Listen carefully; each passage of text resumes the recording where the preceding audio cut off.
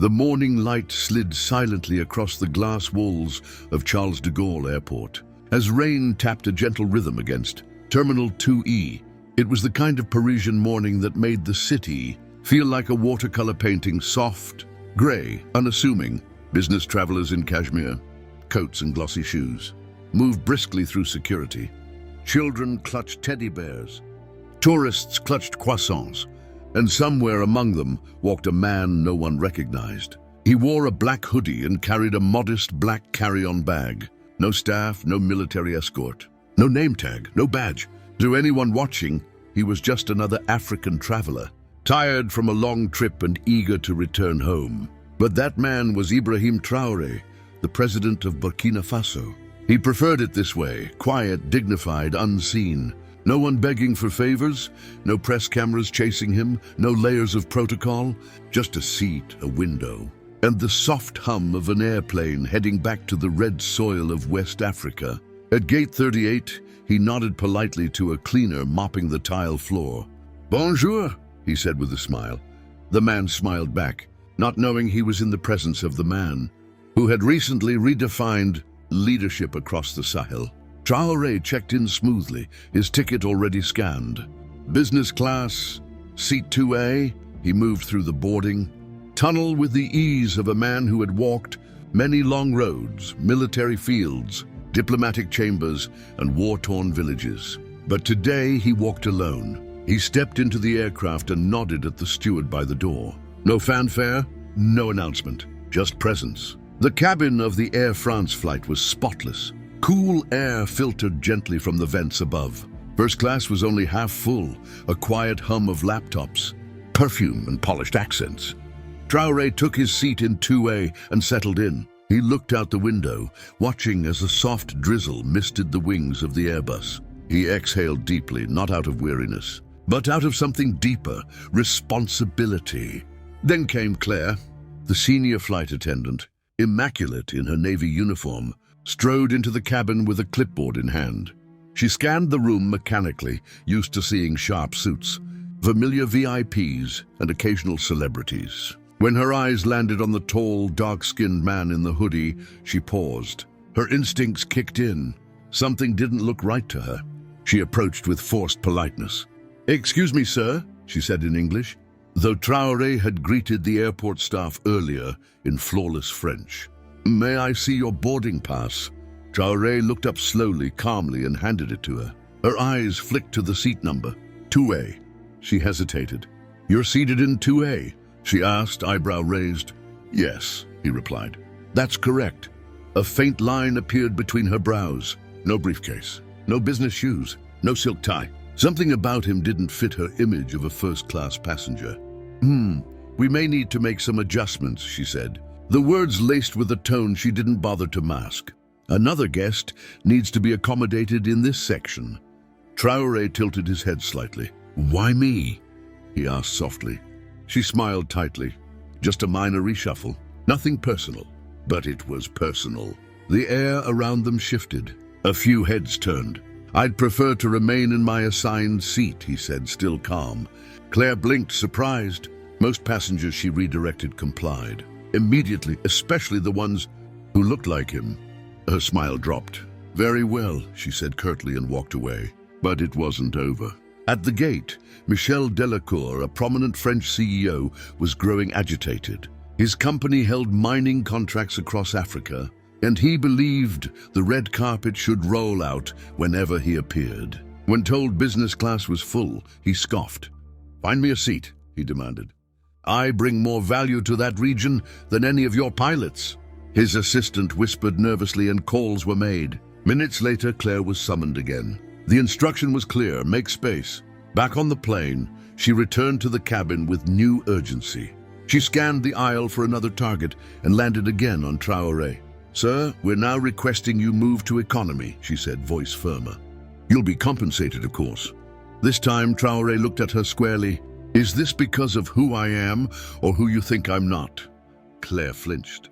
"Sir, I assure you this is just an operational matter." He leaned forward, voice low. "Then may I ask, why haven't any of the other passengers been asked to move?" There was no answer, just tension. The kind that made the hairs on your arms stand up. She stepped away, rattled, and then she made a critical error. She turned toward another black passenger seated in 3C and said flatly, "You, sir, I'll need you to come with me." "You'll be moved." "Why me?" the man asked, confused. Claire didn't respond. That's when Ibrahim Traore stood up. His presence filled the cabin instantly, not with volume, not with aggression, but with weight. "Enough," he said. "What you're doing is visible to everyone." Claire froze. The CEO had just boarded, champagne in hand, laughing at something on his phone. He looked up, slightly annoyed. "What's the fuss?" No one answered. All eyes were on the man in 2A. Traoré looked Claire in the eye. "What you are doing is called discrimination." The words echoed through the cabin. Claire's mouth opened, but no sound came. Her cheeks flushed. Her eyes darted around, seeking support. None came. Traoré sat back down. He didn't raise his voice. He didn't call for a supervisor. He didn't flash a diplomatic badge. He just sat. And yet, the cabin was silent. You could hear the distant clink of a cup in the galley. The tension had spread like perfume.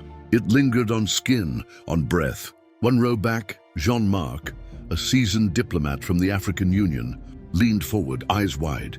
He recognized the voice, the calm, the posture. His mouth fell open. "My God," he whispered. "That's the president." "What president?" a French businessman asked. "Burkina Faso, that's Ibrahim Traore." The whisper spread like wildfire. Every passenger turned towards seat 2A. There sat the man they had just seen on the news, negotiating trade agreements, standing beside soldiers, marching through flooded towns, urging unity. The president who chose to walk without title. Claire went pale. Her clipboard fell to her side. The CEO blinked. "He's what?" Even the pilot came out of the cockpit moments later, brushing down his uniform. "Is it true?" he asked softly. Traoré nodded once. No shame, no vindication, just truth. The pilot saluted. The pilot disappeared quietly behind the curtain. A murmur ran through the crew. In the galley, someone dropped a cup. Claire's hands shook as she reached for water, though her throat was dry. Back in seat 2A, Ibrahim Traoré remained composed. He stared out the window, where the rain had now slowed into a drizzle, streaking faint lines across the glass. Inside him was a quiet flame, steady, controlled, unwavering. His silence had never been a weakness. It was his strength. The CEO, Mitchell, leaned toward Claire.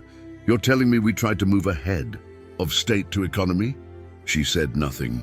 Her lips were pressed together in a thin, pale line. Her eyes burned from behind her forced smile. The CEO chuckled under his breath, as though amused by the absurdity of the moment, then reclined and took another sip of champagne. "Africa is full of surprises." Traoré heard him. He didn't turn. He didn't flinch. Jean-Marc was still watching from 3B, hands clasped, heart racing.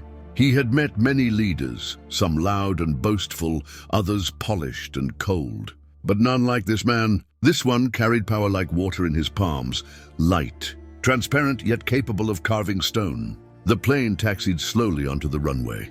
No one was talking anymore. Everyone was watching. As the aircraft lifted off the ground and into the clouds, the tension hung heavier than gravity. No apology had been issued, no announcement made. But something had shifted, something unspoken, yet deeply understood. An African nurse seated near the rear, returning home after visiting her sister in Lyon, leaned toward the window and whispered to no one in particular, "He's our president." And he still sat quiet.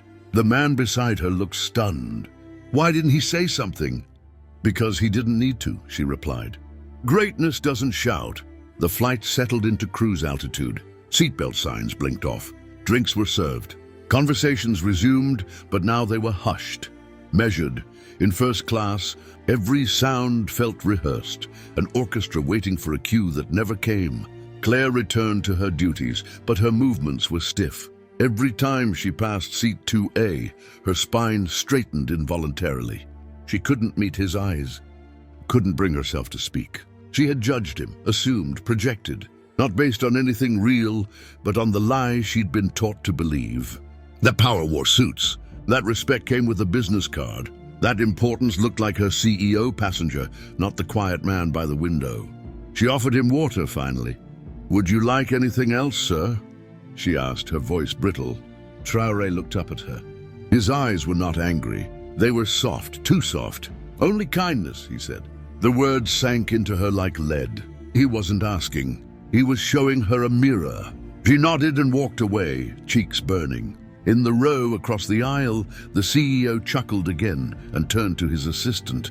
"This kind of drama is why Africa's unstable. Everything becomes emotional." But his voice was lower now, less certain. A few seats behind, a teenage boy traveling with his father asked in French, "Papa, why is everyone so quiet?" "Because someone powerful showed us how to be," the father replied. Time passed. The engines hummed steadily.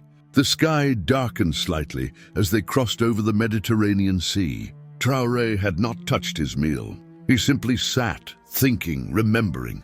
In his mind, echoes of soldiers in the jungle, children without shoes but with fire in their eyes. A mother's trembling voice asking for peace. This flight was not the battlefield he was used to.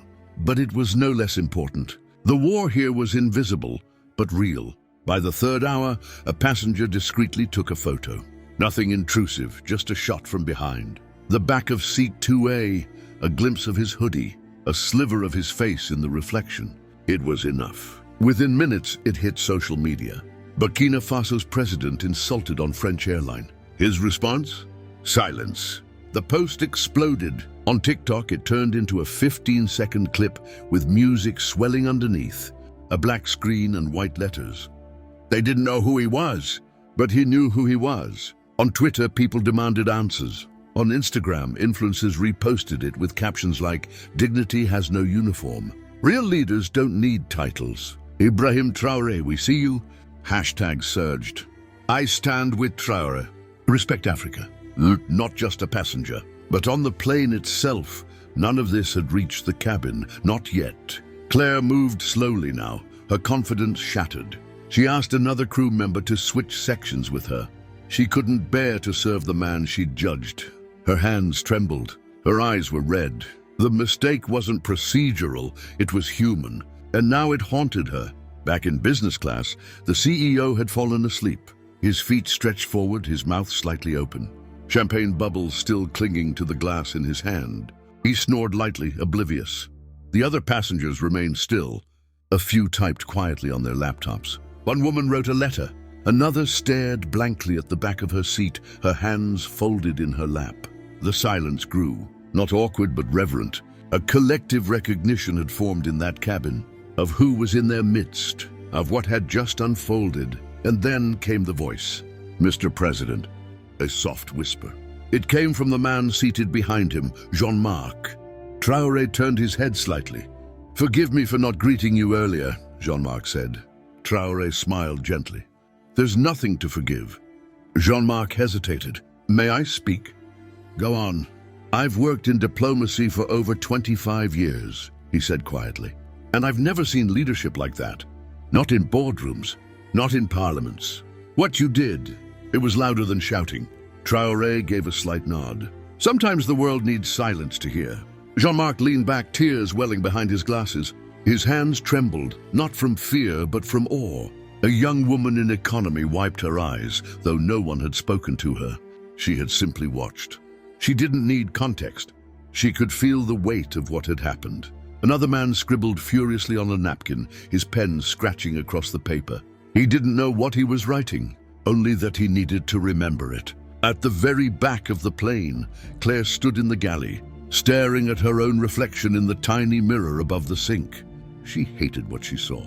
The flight wore on, but for many on board, time had shifted. Minutes felt thick. Every breath, every blink seemed to carry more meaning than it should. It was as if the altitude had lifted not just the plane, but something buried deep in the passenger's awareness. Traoré remained in seat 2A, his posture unchanged. His hands rested gently on his lap, fingers occasionally moving as though remembering something old. He had seen war, heard the cry of wounded soldiers, smelled the smoke of burning villages. But this quiet injustice on a plane thousands of feet above the earth, it required a different kind of strength. And he had brought it with him. A small tap came on his shoulder. It was the man with the napkin. Middle-aged, nervous, voice barely louder than a breath. "Mr. President," he whispered, holding out the folded paper. "I wrote this for you." Traoré received it without a word. He opened the note slowly, with the same care one might unfold a family photo. The handwriting was messy but rushed with emotion. "I grew up without a father. I never believed in leaders. But today I saw how strength can be silent, how kindness can be louder than pride. You changed my heart in just a few hours." Traoré closed the note and looked up. But the man was already walking back to his seat, tears on his cheeks. No cameras, no witnesses, just truth. Claire, watching from the galley, caught only fragments of the moment, but it shattered her even more. She pressed a hand to her mouth and turned away. Shame rose in waves, not because she'd made a mistake, but because she had stared dignity in the face and missed it completely. She had reduced a head of state to a hoodie and a boarding pass. Now the hoodie had changed the world. Near the wing, a baby began to cry. Not a loud cry, just the soft, helpless sound of a child who didn't know why the world felt strange. A mother cradled her gently. Behind her, a teenage girl clutched her phone. She'd seen the photo, the hashtag. It was already trending across TikTok. On the screen, a blurred silhouette of Traoré and the caption, "Humility isn't weakness, it's the final form of power." More phones buzzed. News notifications, tweets, statuses, WhatsApp. Messages crossing continents in seconds. And none of it was part of any campaign. It wasn't planned. It wasn't strategic. It was real. Back in first class, the CEO stirred from his sleep. He yawned, unaware of the storm he had slept through. He rubbed his eyes and looked around. "Have we landed yet?" He asked no one in particular. No one responded. Then he saw it. The soldiers. Through the window. Parked neatly on the edge of the airstrip, SUVs, military vehicles, men in black berets standing still in the heat. "What in the world?" he muttered. Claire, now pale and shaking, leaned toward the window and gasped. "Why are there... Is that the army?" A soft voice responded from row 3B. "They're not here for you." "What do you mean?" But no one needed to explain. The aircraft was descending. The captain came on the intercom. His voice cracked slightly as he spoke, betraying emotion. "Ladies and gentlemen, we are preparing to land in Ouagadougou. On behalf of Air France and the entire crew, we would like to express our deepest gratitude to a very special passenger on board today, His Excellency, President Ibrahim Traore." Silence. Total silence. Claire's knees almost gave way. The CEO blinked, confused. "He's still here?" he asked, as if the president should have been teleported elsewhere. "But I thought he was just..." His words failed. He had no script for this. The plane touched down smoothly. The brakes hissed. The cabin lights flicked on. And outside, the golden sun burned on the tarmac like a spotlight from heaven. Then the door opened. Heat rushed in thick and dry and pure. It carried with it the breath of a continent watching, waiting. A sharp knock echoed on the jet bridge. 2 soldiers entered first. Black berets, sharp uniforms, eyes locked straight ahead. They marched to seat 2A, and then they saluted. "Murat Président." Welcome home. Not a single camera flashed. Not a single word was shouted, but it felt louder than any stadium roar. Traoré stood slowly. He adjusted his hoodie, not out of shame, but as a quiet reminder to everyone watching. He was still the same man. He stepped forward, his shoes barely making a sound on the cabin floor. The passengers parted for him like water around a stone. Some nodded, others lowered their eyes. Claire stepped into the aisle, lips trembling.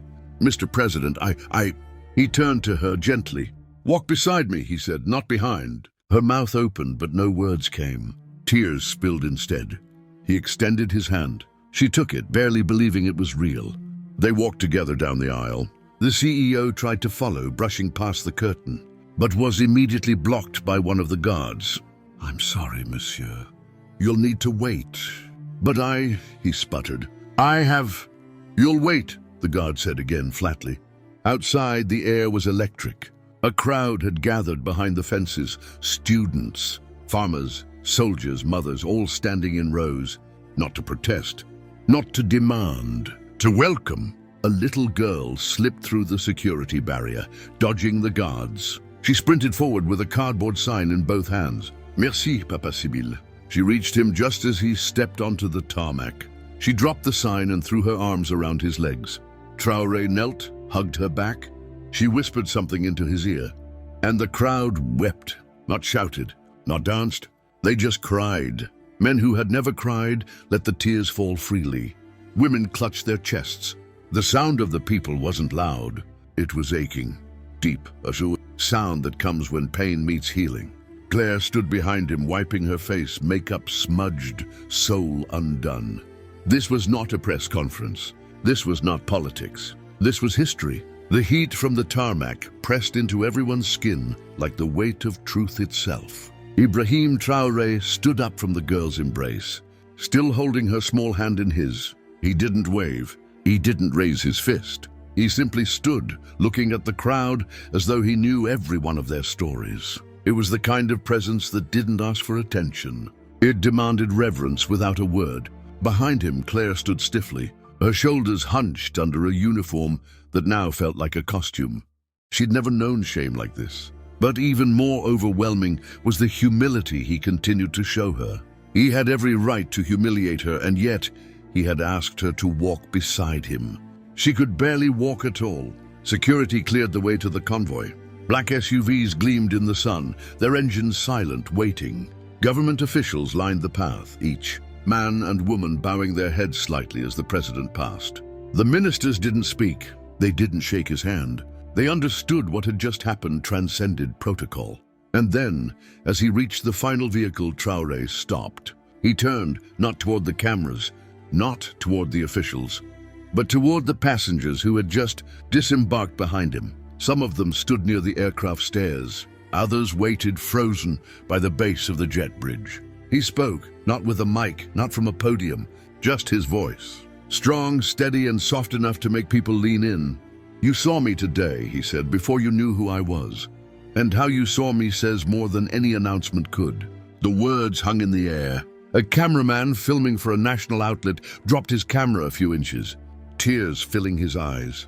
Traoré continued, "I didn't come to remind you of power. I came to remind you of people. The ones who wear no title, the ones who deserve dignity, not because of their position, but because they are human." A murmur of emotion passed through the crowd. People nodded slowly, silently. Then he turned to Claire. "For the rest of your life," he said, still kind, "you will remember today not because you met me, but because you met yourself." Claire's legs gave way. She didn't fall. She caught herself. But something inside her had broken wide open. He didn't blame her. That made it worse. A few feet away, Michel, the CEO, was finally being escorted down the aircraft stairs. His blazer was wrinkled.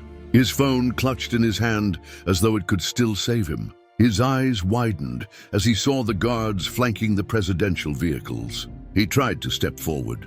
One of the officers raised a hand. "You will wait here. I have appointments," Michel stammered. "I have a meeting at the ministry." "No," the officer said. "You have an appointment with accountability." The phrase stung. It echoed more than it should have. Michel looked toward Traoré, now getting into the SUV. "Wait, Mr. President, I didn't know who you were." "I thought..." But the door closed. The convoy pulled away slowly. No sirens, no rush, just a quiet procession of meaning rolling into the heart of the capital. By midday, the footage had reached every screen on the continent. The moment the soldiers saluted him, the little girl with the cardboard sign, the flight attendant walking beside him with a face full of grief, the CEO standing alone on the tarmac. It was all captured, not by journalists, but by the people. Phone cameras, social media reels, amateur photographers with hearts full of fire. And the message went further than any press release ever could. Across Africa, the story became legend. A tale of reversal, a parable of power, a reminder of what dignity truly looked like. Traoré didn't respond with press statements. He returned to work. He reviewed reports, met with youth leaders, sat with farmers in the countryside and discussed seed prices. He did not bask. He did not repost. He simply continued. But the world didn't. International headlines erupted. Burkina Faso's president, mistaken for passenger. His silence silences the world. From tarmac to throne, the man in 2A redefines leadership. The flight that changed everything. In Paris, Air France scrambled. They issued a carefully worded apology. They cited procedures, miscommunications, human error, but no one cared. The world had already passed judgment, not in anger, but in awakening. In the detention center outside Ouagadougou, Claire sat in a small room, eyes raw from crying. She was not in a jail cell, not in handcuffs, but the weight she carried could not be measured in bars. Across from her, a soft-spoken investigator read aloud her statement. "I didn't know," she had written. "I was trained to look for certain signals, but I never realized how blind I had become to what truly matters." The investigator looked up. "You didn't need to know who he was," he said calmly. "You just needed to treat him like someone who mattered." Tears streamed down her face again. Later that night, in her hotel room under light supervision, she recorded a video on her phone. No script, no makeup, no edits, just her face, raw, open. "I met a man who changed me without punishing me, who showed me what I had become by doing nothing but sitting still. To President Traoré, I'm sorry. To everyone I've ever judged because of clothing, accent, skin, I am sorry." She hit post. The video spread instantly, not because she was a victim, and not because she was condemned, but because the world saw someone trying to be different, trying to be better, and that, perhaps, was the greatest legacy of all. The video didn't trend because it was dramatic. It wasn't clipped with sad piano music or exaggerated hashtags.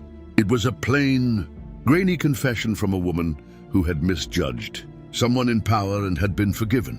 And the world listened. In Dakar, a news anchor choked up live on air while recounting the events. In Nairobi, schoolchildren wrote letters to President Hoodie, their affectionate nickname for a leader who had become a symbol. In Lagos, an artist painted a mural of a plane door opening into a sunrise, José Josinti Stuti, with a silhouette of a man in a hoodie holding a child's hand. In Ouagadougou, outside the presidential palace gates, citizens left handwritten notes and flowers, not in grief but in reverence. They didn't want selfies or signatures. They wanted to stand near a man who had made silence louder than judgment. Ibrahim Traore didn't respond to the noise. He continued reviewing school rebuilding plans after recent floods. He called a meeting with local governors to discuss food pricing reforms. He visited a rural hospital under renovation. He walked barefoot on village soil as if the sky hadn't cracked open for him days earlier. At a private press meeting days later, a journalist asked, "Mr. President, the world is still talking about what happened on that flight. Will you address it?" He smiled. "I already did," he said softly. I sat down. The room fell quiet. The weight of that answer carried more than any hour-long press conference could. Meanwhile, Michel Delacour, the CEO, was facing his own unraveling. In the detention center outside Ouagadougou. Back in Paris, his company had gone into crisis mode. Contracts in Burkina Faso were being frozen. Investigations were launched. Shareholders demanded explanations. The board was distancing itself. Statements were being drafted. Lawyers were spinning. Michel tried to frame the situation as a misunderstanding, a media witch hunt. But no one was buying it. The footage was too clear, the arrogance too raw. The man who had once said, "Burkina Faso is lucky to have us," he now found himself unwelcome on every inch of its soil. He attempted to issue an apology video, but it fell flat. It felt contrived, cold, disconnected. He didn't understand that this wasn't about legal liability. This was about moral failure. And the world had moved on, moved forward. Inspired. Back in Burkina Faso, a school held a special assembly. A teacher told the story to a group of wide-eyed children sitting cross-legged on the red earth beneath a tree. He wore no crown, she said.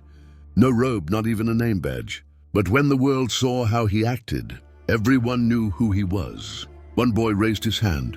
"But miss, why didn't he just tell them who he was right away?" She paused, smiled gently. "Because sometimes the most powerful thing you can do is let people show themselves." Another child added, "So, is he like a king?" "No," the teacher replied. "He's something rarer. He's a servant. That's what makes him great." In a village near Bobo Dioulasso, the nurse who had whispered about her president on the flight gathered with neighbors and retold the story. People sat in silence as she recounted every detail. At the end, someone said, "He made us proud without saying anything." "Yes," she said. "And he made the rest of the world listen without raising his voice." The phrase stuck, became a mantra. Even T-shirts began to appear in local markets. "Respect doesn't wear a suit." 2A changed me. He walked. She wept, the world watched. Poets wrote verses. Singers wrote songs. Filmmakers began storyboarding screenplays. And Ibrahim Traore? He was walking barefoot through a construction site with a notepad in his hand, checking the foundation of a new youth center. An aide tried to bring up the trending hashtags. He waved them off. "Let the people speak," he said. "I have work to do." He wasn't chasing fame. He was building futures. He was correcting stories. He was healing wounds written into the bones of a continent. And he was doing it without ever needing to shout. The sun had begun to dip low over Ouagadougou, casting long golden shadows over the presidential compound. The air buzzed with quiet reverence, not because something was happening, but because something had happened. And the ripples of that single flight were still moving through the air, through the people, through the world. Inside the palace, the atmosphere was calm. The president's team, once overwhelmed with phone calls from international press, had settled into a routine again. They had learned quickly that Traoré would not be baited into public spectacle.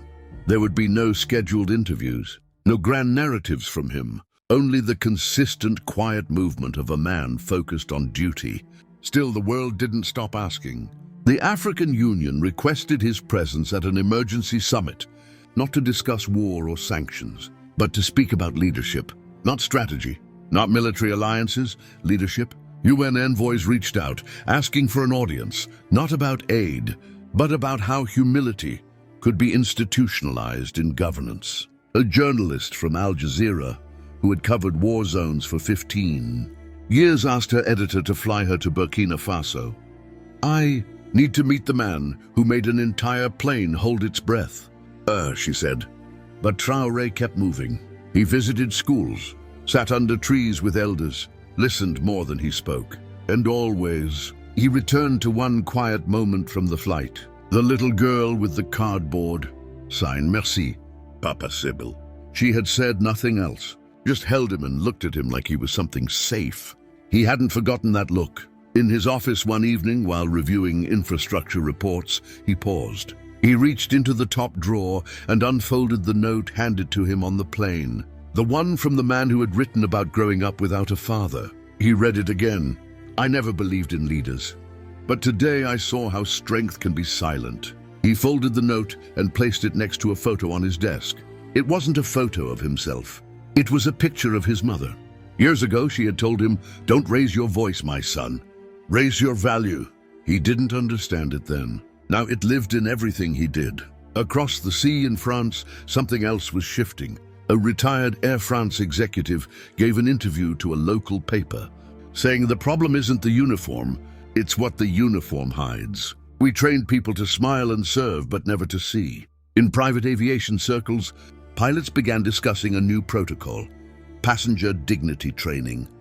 Claire's video confession was now being used in diversity and ethics workshops at universities. It wasn't about her shame, it was about what happened after, how she had owned it, faced it, and didn't run. One clip from the video went particularly viral. He didn't say, "Do you know who I am?" He didn't demand. He just stayed. And in that silence, I heard everything I had ignored my whole life. That sentence was now being quoted at conferences, in sermons, on posters. But for Traoré, none of that mattered. Not really. What mattered was how the people were reacting to each other. At Ouagadougou's international airport, a security guard held open a door for an elderly traveler and said, "You never know who someone is until you listen." At a bank downtown, a customer service rep told a colleague, "It's not about how they look, it's about how we serve. If our president can be calm, we can too." At a cafe, two friends debated whether Ibrahim Traoré had planned the whole thing. Whether it was strategy or pure character, one of them said, even if he did plan it, he didn't speak. That tells me everything. The other nodded. The world was waiting for a strong voice. Instead, it got a strong silence. In her small hotel room, Claire was preparing to leave the country. She had completed her formal questioning and was not facing criminal charges. Traoré had personally ensured that she would not be detained or publicly humiliated. She has already learned, he told the Justice Ministry. That is enough. As she packed, she found something in the pocket of her uniform jacket, a small note someone had slipped in. It read, "You will not forget this." And that's good. Remembering is how we begin again. She sat on the edge of her bed and wept, but not out of despair, out of transformation. As the plane lifted off days later, Claire looked out the window toward the land below and whispered, "Thank you." Back on the ground, Traoré was attending a student graduation. The microphone was passed to him unexpectedly. He hadn't planned to speak. He rarely did unless it mattered. He took the mic, looked out over the sea of young faces. "Power," he said, "is not proven when you speak. It is proven when you don't have to." The students sat still. He added, "The world is always watching how we treat the ones we don't recognize."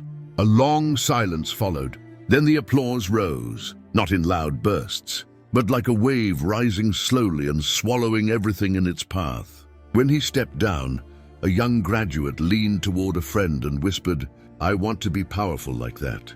His friend replied, "Then first be humble like that." The rainy season came early to Burkina Faso that year. The roads turned to rivers. The skies thundered without warning, and still, Traoré moved through villages without an umbrella, listening to people who had no microphones, no screens, no Twitter hashtags.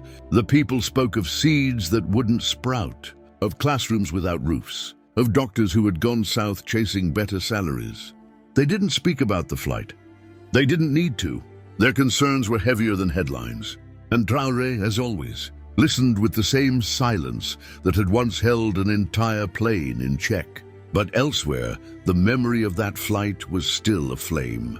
In Ghana, a leadership institute created a new scholarship, the 2A Fellowship for young Africans with a passion for servant leadership.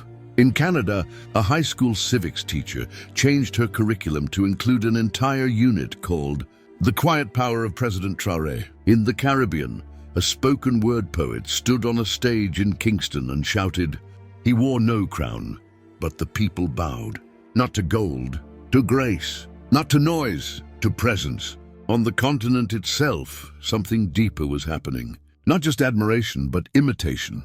In Senegal, a regional governor arrived at a flood zone in sandals and rolled-up pants. When asked why he didn't send a representative, he said, "A leader who sends others into water cannot complain when the people drown him in silence." In Nigeria, a Lagos councilwoman began riding public buses once a week. "You can't fix what you won't sit in," she said.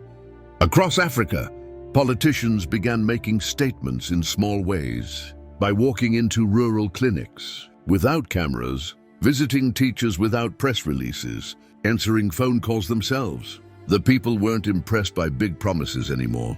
They were watching posture. Meanwhile, the man who had unknowingly sparked it all was fixing a generator in a rural secondary school alongside a local technician. A young boy walked by, eyes wide.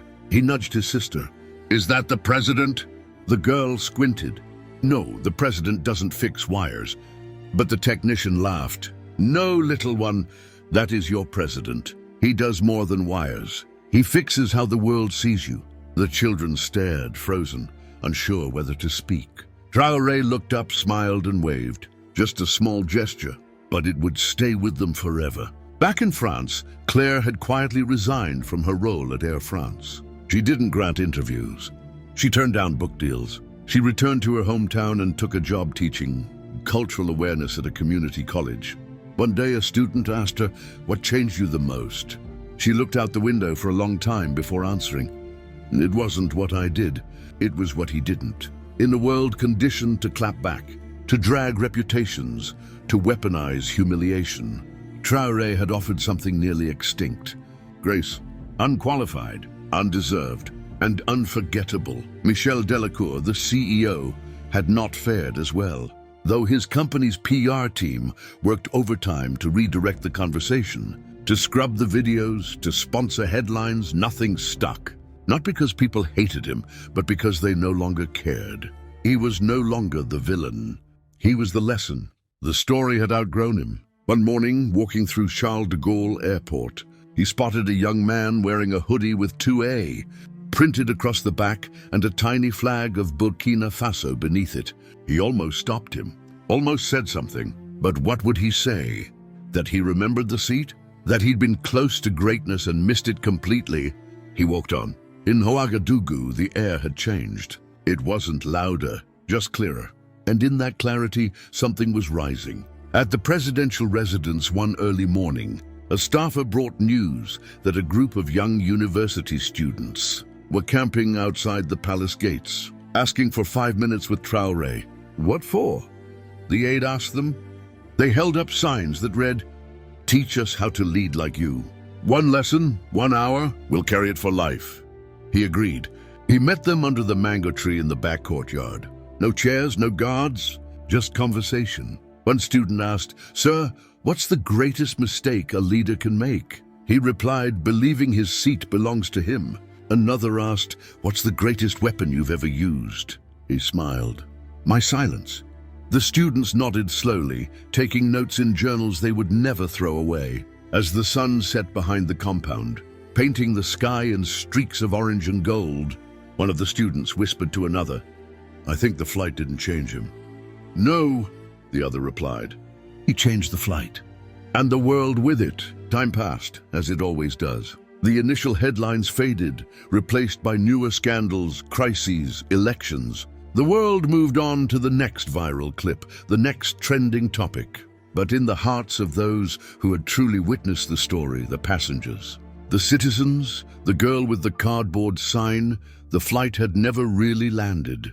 It lived on, in subtle choices, in softer tones, in the decision to hold back when anger could be justified, in the voice that said, "Let them speak first," in the courage to see dignity where others saw difference, in the simple act of looking someone in the eye and saying, "Without words, you matter." Traoré never returned to speak about that flight publicly. But one quiet morning, during a private meeting with a group of West African elders, the topic came up. An elder leaned forward, his voice gravelly with age. "My son," he said, "many of us thought power came from being feared. You've shown us otherwise." Traoré nodded. "If power is respected only when it is loud, it is not power. It is noise." The elders smiled, each man remembering years under leaders who shouted commands but never earned reverence. "You've made the ancestors proud," one said. "I'm trying to make the children proud," Traoré replied. Back in Paris, another change was unfolding. The airline industry had begun to shift. A quiet policy emerged, unofficial but growing. Internal training modules began citing the 2A incident, not in shame, but as a case study in unconscious bias, in missed humanity, in the cost of assumptions. It became required reading in some hospitality schools across Europe. A module titled, "The Seat Number Doesn't Tell the Whole Story." One day, at a small conference in Geneva on diplomacy and ethics, a young woman stood up during the Q&A. She was a Burkinabe studying international law. When the world saw what happened on that flight, she said, it didn't just see how Africa is treated. It saw how Africa responds, not with rage, not with retaliation, but with something the world forgot it needed, restraint. The room applauded, not thunderously, but with conviction. Traoré wasn't in the room. He didn't need to be. Meanwhile, back in Burkina Faso, his day began like most. Simple breakfast, early meetings, a quick visit to a local mechanics shop, whose owner had written to the presidency about unfair business loans, then a detour to a tiny rural library funded by a youth-led cooperative. As he entered, children looked up from their desks, wide-eyed. One girl whispered to another, "He looks just like on the phone." The librarian introduced him quietly. "Children, this is our president." A little boy raised his hand. "Do you fly planes?" Traoré chuckled. "No, I ride in them, just like you might one day." Another boy said, "Someone said you're famous." "I'm not," Traoré said. "I'm just responsible." A girl asked, "Did you really not speak when they were rude to you?" He paused. "I spoke," he said, "just not the way they expected." The librarian smiled, as if the answer had unlocked something even she had never seen before. After the visit, as Traoré stepped back into the car, his aide showed him a letter that had arrived that morning from a school in South Africa. It read, "Dear Mr. President, we are grade 6 learners. We heard what happened on the plane. We want to say thank you. Our teacher said you led with your heart. We made drawings of you in a hoodie and wrote poems. One day, we want to be presidents who sit still and stay calm. Yours respectfully, Class 6B, Johannesburg." Attached was a crayon drawing of a man sitting in an airplane seat, smiling at the clouds, his seat labeled 2A. He folded the letter carefully and slipped it into his pocket. Later that evening, during his daily walk through the gardens at the back of the residence, he paused by a mango tree. It was the same one where the students had once gathered to ask him about leadership. A single mango dropped to the ground beside him with a soft thud. He picked it up, turned it in his hand, and thought not of power, not of revenge, not of vindication. He thought of the girl on the tarmac. Merci, Papa Sibyl. And in that moment, with the sun melting into the horizon and a fruit in his hand, Ibrahim Traore smiled, not for cameras, not for history, but because he had remained himself, and the world had finally seen. Rain fell again that night, soft, steady. Not the storm of judgment or the drama of exposure, but the kind of rain that cleanses, that softens the earth and makes it ready for something new. In the quiet of his study, President Traoré stood barefoot near the window listening. He wasn't reading documents. He wasn't on a call. He was just watching raindrops race down the glass. Behind him, on the desk, the lamp glowed dimly. There sat the napkin note from the flight. The letter from Johannesburg, a small cardboard sign that someone had returned to him, the same one the little girl had carried. Merci, Papa Sibyl. He had thought about returning it to her. But the truth was, he needed it more than she did. It grounded him. His reflection in the window didn't look presidential. Just tired, ordinary. But the burden he carried wasn't ordinary. It wasn't power that weighed him down. It was perception. The constant pressure to represent something bigger than himself. Africa wasn't a country, but to much of the world, it might as well have been. And in that moment on that plane, he hadn't just been a man.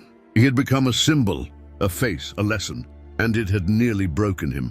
He reached for the cardboard sign and traced the letters with his fingers. Merci, thank you. But who was thanking whom? The atmosphere had shifted, not because of orders, because of example. The president had given the nation a mirror, and for the first time in a long time, people weren't turning away from their reflection. They were looking closer. Across the country, whispers of the story still circulated in taxis, barbershops, church pews, but they weren't gossip anymore. They were testimony. A father told his son, "If someone disrespects you, respond like Traoré." A woman at a market scolded a vendor, "Stop shouting." The president wouldn't need to shout. A bus conductor, after refusing to overcharge a passenger, smiled and said, "Doué behavior only, my friend." It was no longer just a seat on a flight. It was a mindset. At Ouagadougou University, a debate club hosted an open-floor night. The topic wasn't war or economy or elections. It was this: what makes a man powerful, his title or his restraint? In the other wing of the house, staff moved quietly. No parties, no briefings, just the hum of a government that for once didn't revolve around ego. A military officer walked past a junior security guard and offered him coffee. A cook covered extra portions for the night shift without being asked. A gardener left a rose from the courtyard on the housekeeper's desk. One speaker argued, "A president without respect is just a man with a suit." Another said, "Real power is invisible until it's tested." But it was the quietest speaker, a girl in the back row, who said the most memorable thing. She stood, cleared her throat, and said, "I used to think being humble made you small. Now I know it makes you big enough to carry others." The room clapped, not wildly, but with the kind of sound that said, "We heard you."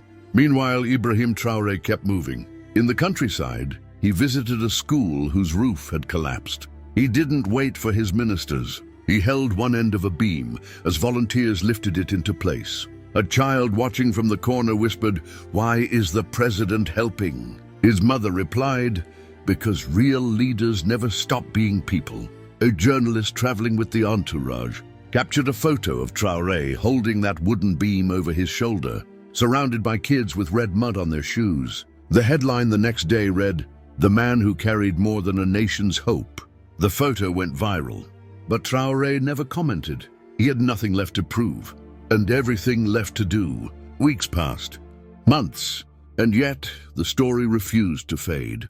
Not because of new drama, not because of PR campaigns, but because it had become something else entirely: folklore. Not fiction, not myth, but the kind of real story passed from mouth to mouth, heart to heart, a kind of living parable. Every time it was retold, a new truth emerged. Some said it was a story about race. Others said it was about leadership. A few said it was simply about humanity. But everyone agreed it had changed something. In Europe, a small startup began offering training to airline staff using VR headsets. The simulation? A recreation of Seat 2A. The challenge? How will you treat a passenger when you don't know their identity? In Côte d'Ivoire, a new program launched in primary schools.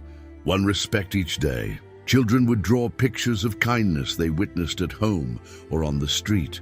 The tagline underneath each drawing? "This is what a president would do."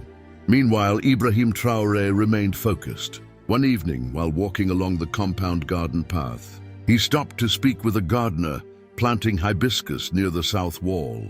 "You've worked here long?" he asked. The man nodded. 22 years. "You like hibiscus?" "Very much." "They're quiet, but strong. They survive both sun and storm." Traoré smiled. "Like people." The man looked up. "Like you, sir." Traoré didn't reply. He didn't need to. Sometimes the most powerful truths echo back from the mouths of those we overlook. Back inside the residence, he returned to his desk and found a new letter. It was from Claire. She had returned to school, it said. Was now studying social psychology and cultural bias. She was volunteering with refugee communities in Marseille, but more than anything, she wrote about the questions that wouldn't stop chasing her. Not "why did I do it?" but "why didn't I know better?" In her closing paragraph, she wrote, "That day I saw you as a problem, but you saw me as a person. You responded to my worst with your best. I've never forgotten that. I never will." Attached was a photo of her standing with 3 West African children she now tutored in French and math. He placed the letter on the shelf with the others, and he didn't speak of it again. A week later, he was invited to speak at a youth summit in Kigali. Thousands of students from across the continent gathered in an open-air arena, the Rwandan hills rolling in the distance.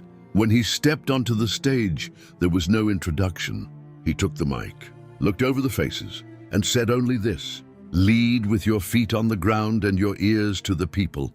And when the world pushes you to shout, whisper instead. Let your calm echo louder than their noise." The applause was thunderous, but he didn't stay to bask in it. He left as quietly as he came. On the flight home, he sat in seat 2A again. Not because it was his favorite seat, not out of symbolism. It was simply where his ticket placed him. No drama, no stares. Just a man, watching clouds float past a window, remembering what it meant to sit still and be seen. When the plane landed in Ouagadougou, a ground staff worker recognized him. As she helped guide passengers to the terminal, she turned to him and whispered, "Merci, Papa Sibyl." He smiled. She hadn't forgotten. Neither had the world, and neither had he. That night in Ouagadougou, the skies were unusually clear. Stars scattered like whispers above the city. From the presidential residence, the faint sound of a flute drifted from a nearby home, someone playing to the dark in solitude, unaware that the most watched man in the country was also awake, listening. Traoré stood on his balcony, arms folded, eyes on the horizon. He wasn't thinking about speeches, or strategy, or politics. His mind wandered back to that plane, to the way the cabin had shifted, how one moment of quiet dignity had touched the nerves of strangers, softened hostility, and sparked transformation. He didn't replay the insult. He remembered the silence that followed, the stillness after he spoke those few words. The woman in the galley trembling, the child in economy watching him like a storybook character come to life. The man with the napkin who couldn't say thank you out loud, so he wrote it. It wasn't the moment that made it history, it was the aftermath. And that aftermath was still unfolding. The next morning, a small village chief from the north arrived at the palace. He carried no appointment, no letter, just an old walking stick and a calabash of water. Security tried to turn him back, but someone recognized him, an elder with wisdom older than the state itself. When he was finally led into the garden to meet Traoré, the chief didn't bow or speak. He just placed the calabash at the president's feet. "I brought this," he said, "because when fire passes, we water the earth where it burned. Your silence quenched a fire none of us knew was coming." Traoré accepted the calabash with both hands, nodded once and said, "Thank you, grandfather." The chief smiled. "You reminded the world that our silence is not weakness. It is knowing that our ancestors speak louder through our calm." Later that day, another letter arrived, this one from the French Prime Minister. It offered a formal apology for what had occurred on the flight. It spoke of shared values, commitment to human dignity, and the importance of learning from painful moments. Traoré read it once, then set it aside. There was no need for political theater. The real apology had already come from the people through their change. A journalist asked him during a press conference that week, "Will you pursue diplomatic consequences for the discrimination you experienced on that flight?" He looked up slowly. "No, we pursue only better behavior." And with that, the conference moved on. Elsewhere, a writer in New York had begun drafting a book, C2A, How a Man in Silence Shifted Global Consciousness. Publishers competed for the rights before the manuscript was even completed. Netflix sent a preliminary offer for a documentary. Traoré's team declined. This wasn't a product. This was a lesson. And the world didn't need a movie to remember it. They already had. In Burkina Faso, that memory was alive in the smallest details. In a tailor's shop where a poster now hung, "Respect is always in style." In a hospital hallway where nurses wore badges that read, "Ask, listen, see." In a youth center where students role-played, boarding flights, and practiced how to treat everyone like they mattered every time. In the hearts of thousands who, without any law being passed, simply decided they would act better. One man's quiet had become their compass. Traoré, watching this unfold day by day, said little, but he felt it, and sometimes that was enough. That night, after dinner with his advisory council, he excused himself quietly. He walked out past the gates, past the guards who stood silently, and wandered down a narrow street that led to a small bookstore he loved. It was closed, but he didn't mind. He sat on the bench across from the door. For nearly an hour, he listened to the rustle of dry leaves, the distant laughter of a family nearby, the slow rhythm of a city exhaling. Two girls passed by on bicycles. One slowed down and called out, "Bonsoir, Président." He waved, smiling. They didn't stop to ask for anything. They just waved back and rode on. It was enough. He leaned back against the bench, tilted his head to the sky, and said softly, barely aloud, "I was never trying to make the world look at me. I just wanted them to see themselves." By the time autumn came to Ouagadougou, the city had folded the story of the flight into its soul like a sacred proverb. It didn't live in newspapers anymore. It lived in the way people paused before reacting, how they greeted janitors with the same warmth as they would a diplomat, how students raised their hands a little more gently in class when correcting one another. It was cultural memory now, and for Ibrahim Traoré, it remained what it had always been, a quiet checkpoint in a much longer journey. He hadn't changed because of it. The world had just finally caught a glimpse of who he'd been all along. One morning, a letter arrived that was unlike the others. It wasn't from a president or an activist or a child. It was from a retired Air France pilot, handwritten, folded neatly in an envelope, stained by age and a little rain. It read, "Sir, I flew for over 30 years. I saw all kinds of passengers, loud ones, scared ones, drunk ones, important ones. But what I never learned, until I read about you, is what it meant to fly without wings. You, sir, are what every flight hopes to carry." She hesitated again, then said softly, "Sir, sometimes I worry we'll forget the lesson of 2A, that it'll fade with hashtags." He nodded slowly. "Then live it," he said. "Not to keep it alive, but because it's the right way." She swallowed hard and nodded, and that was it. No long speech, just a seed. That seed kept growing. In Mali, a popular musician released a song called 2A, filled with soft drums, violins, and a chorus that sang, "He didn't shout, but the skies listened." It became an anthem, not of protest, but of posture. In a village in Ghana, women created a woven pattern called Traoré silence, gray, black, and gold thread looped in a subtle spiral that symbolized dignity at rest. You reminded me that the most powerful people are often the quietest. Merci for showing us that altitude does not mean arrogance. It means altitude. That's all. Traoré kept that one, folded it 3 times, tucked it into his jacket pocket. That evening, during a small internal cabinet meeting, one of his youngest advisors hesitated before offering an idea. She paused, clearly nervous, eyes darting toward the older officials. He caught her glance. "Speak," he said. And in South Africa, a playwright wrote a stage play with only 2 characters, a passenger and a flight attendant. The twist? The audience never learns which one is the president until the end. The final line? He didn't ascend when he landed. He ascended when he sat. In Ouagadougou, a mural appeared on the side of an old building. A black hoodie, an airplane window, and a child's hand reaching up toward it. No caption. None was needed. Back in the palace, a new intern asked one day, "Mr. President, do you miss flying anonymously?" Traoré smiled.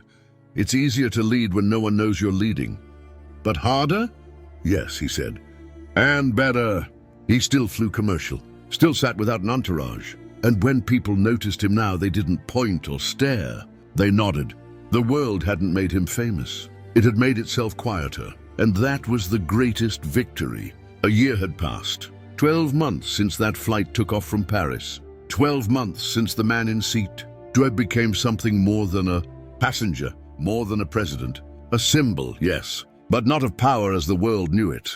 Of presence, of grace, of what happens when we do not respond with fire, but with light. There was no anniversary celebration, no banners, no commemorations, but the story still whispered through the world like a soft echo in a canyon, bouncing from heart to heart, unprompted. One afternoon, Traoré visited a small village in the east to inaugurate a new water well. The air was dry, the sun blazing overhead. The people waited patiently, holding plastic buckets, singing songs not about him, but about hope. A little boy approached him, clutching something behind his back. Traoré knelt gently. "What's that you've got?" he asked. The boy hesitated, then held it out, a drawing, crumpled, done in colored pencil. It was a plain window, clouds, and a man with his hand raised slightly in greeting. Below it, written in crooked handwriting, "Thank you for not shouting." Traoré looked at the drawing for a long moment, then folded it gently and slipped it into his breast pocket. The ceremony continued, speeches, applause, a ribbon cut. But what stayed with him long after the day had ended was that boy's note, that simple sentence. He didn't say, "Thank you for being strong." He didn't say, "Thank you for being president." He said, "Thank you for not shouting." And in a world where noise had become currency, where outrage paid better than wisdom, where silence was often mistaken for weakness, that was the loudest kind of gratitude. That night, back in his residence, Traoré sat alone with the lights dimmed. He had no phone in his hand, no one calling his name, just him, a stack of letters, a folded drawing, and a story that had already traveled farther than any campaign could carry it. A story about a flight, about a woman who had judged, a CEO who had boasted, a child who had embraced, and a man who sat quietly and let the world reveal itself. As he leaned back in his chair, he whispered aloud, not for anyone to hear, not even himself, but for the memory. "I didn't need to be seen. I just needed to see.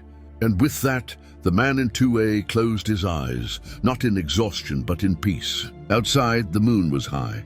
The city slept. But the lesson soared, still flying long after the plane had landed. Loved this story? Don't forget to like, subscribe, and hit the bell so you never miss a new episode. Drop a heart in the comments if this touched you.